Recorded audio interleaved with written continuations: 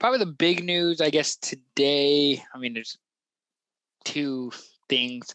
McLaren released their new livery, their new car for the upcoming season. And then Red Bull and AlphaTauri announced that they are building Red Bull powertrains where they're essentially just buying the Honda technology that they currently use and will be developing it and making it their own after the 2024 season. So essentially they'll be running with Honda after this. Next year will be the first year that it's not Honda, but it's technically Honda.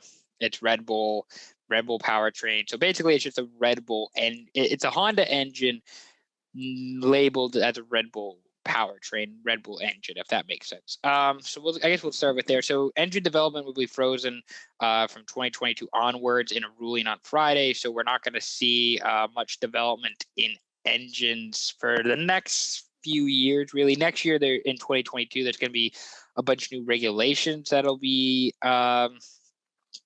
happening within F1. We'll discuss a bit of that later on. But on Monday, Red Bull announced they'll be forming their own company, Red Bull Powertrains Limited, to continue using the Honda technology starting in 2025. And both Red Bull and their sister team, their development team, AlphaTauri, will be taking part in this. And the project will be at the Red Bull base in Milton Keynes, England, which is just outside London. So some interesting stuff with Red Bull and AlphaTauri. I feel like it's a great idea. I think people really like the Honda engines. Honda has been a nice partner for Red Bull and F1 to have. Hopefully it can keep Max Verstappen, who's the face of Red Bull Racing right now, but we'll see in a year or now how, with this upcoming season and how the team's looking and how the team is feeling. Christian Horner is a really great crew chief for Red Bull. So I hope he stays. I'd love to see him stay, but we'll see what happens. So that's kind of what's going on with Red Bull, AlphaTauri.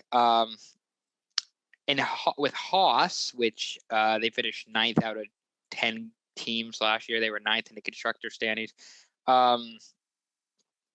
Their new technical director, Simone Resta, will be 99% focused on the 2022 car, according to their crew chief, Gunnar Steiner, which will be interesting because I think he said about now he's like 80% focused on next year's car, again, with all the new regulations coming out and all the new things that we're going to see next year in Formula One. It kind of makes sense that the technical director is focusing quite a bit for next year instead of worrying about improving this year's car when we have a new car coming next year. Resta's the first technical director in Haas history. He was the head of chassis engineering at Ferrari, and then he left in December to take on this role with Haas. So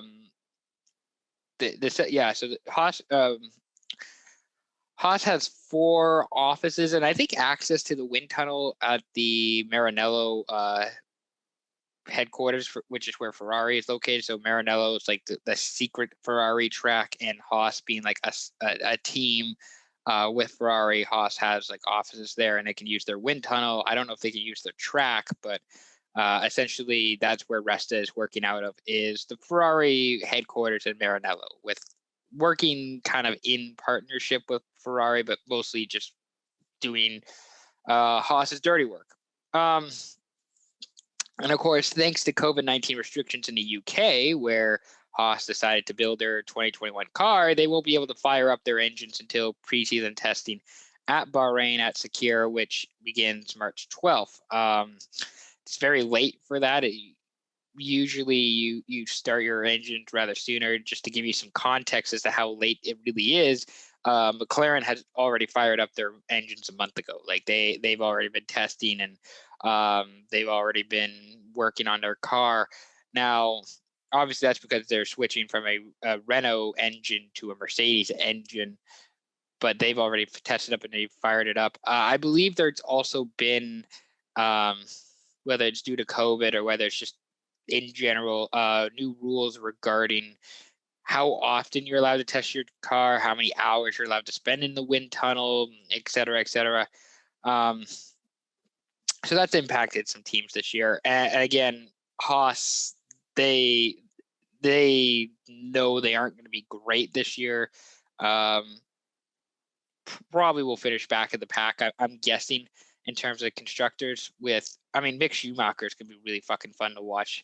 And then, of course, Nikita Mazepin, who, God, I don't want to get into that now with Mazepin, but yeah, he's something. But yeah, so Haas won't be able to fire up their cars until March 12th preseason testing, which, the car is not going to be that different from last year, so it's not the end of the world. There's just a few changes that they're making. They're still with Ferrari's engine, of course, so they're not doing the same wholesale changes that McLaren is. And speaking of McLaren, they've unveiled the livery for the 2021 season, as I mentioned earlier. So they unveiled their car today. They kind of unveiled Lando Norris and Daniel Ricciardo, who are their drivers for the upcoming season. The power unit this year is a Mercedes AMG M12E Performance, which is a change from the Renault E-Tech that they used last season. According to technical director James Key, back in about December, end of last season, two areas that they want the MCL 35M to improve in is the low-speed quartering performance and wind sensitivity. So again, yeah, low-speed quartering performance, wind sensitivity, those were the two things that they wanted to see improved on this new MCL 35M. Mercedes has admitted that it has some issues with their engine due to restricted dynamometer uses. So it's kind of being worked on for this upcoming season. I believe there will only be one upgrade available. Excuse me. I believe there's only one upgrade available on the Mercedes engine this upcoming season. So something to keep an eye out there. I'm sure McLaren will want to upgrade it at some point. I don't know when or where, but there's one upgrade available on this year's Mercedes engine before they switch it next year. The overall vehicle weight is about 752 kilos on this year's car, which is 6 kilos heavier than last year. Compared to last season, I saw an overhead side-by-side from last year's car to this year's car. This car looks a little bit longer, has a bit of a wider floor, but also kind of narrows or I don't know how to explain it. It's a wider floor, but it should be able to move air better to the outside. It should move air better compared to last year. Although I did hear that they have lost a bit of rear downforce on this year's car, and they're working on getting that back for next season. And if you haven't already, or you're interested more in the technical regulations of the car, check out Sam Collins' Twitter thread on the change McLaren has done, because it's outstanding. It's very well done. I'll share a link to it. It's an incredible thread, and it's an incredible feed on just all the changes that's being made, the comparison between the Mercedes engine and the Renault engine, and what McLaren has had to adjust because of that.